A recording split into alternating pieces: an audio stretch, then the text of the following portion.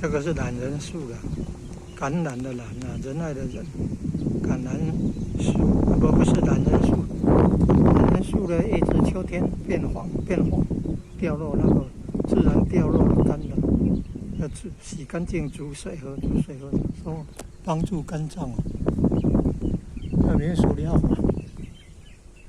这个是叫茄冬啊，嘎当啊，茄冬啊，茄冬啊，嘎当啊，茄冬啊，嘎当啊。茄冬的叶子说洗干净，然后炖那个塑料鸡。以前没有吃塑料鸡，炖那个鸡肉，现在吃塑料鸡，塑料就可以了啊，替代品就好。叶子炖那个塑料，可能有加什么黑糖，还是加什么？那个叫什么？那是冰糖的哈，冰糖。哦，这个是对肠胃好的，茄冬树的叶子炖那个塑料，喝那个汤吃那个塑料呢，对肠胃好了，够味了，够肠胃好了。茄冬啊，这嘎当啊，茄冬树的，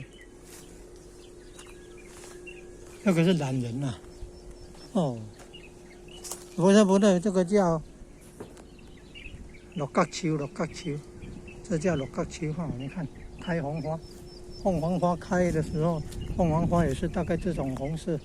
它这个叫鹿角树，六角秋。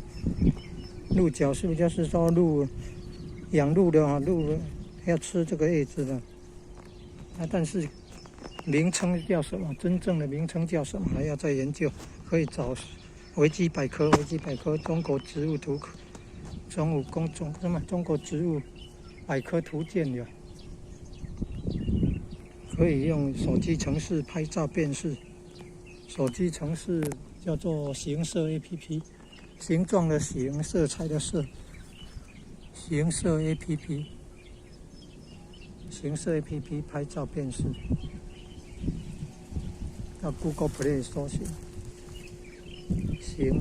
形状的形，色彩的色，形色 APP 拍照辨识，下载安装以后拍照辨识，要有网络哦。知道这叫鹿角树哦，那国语叫什么？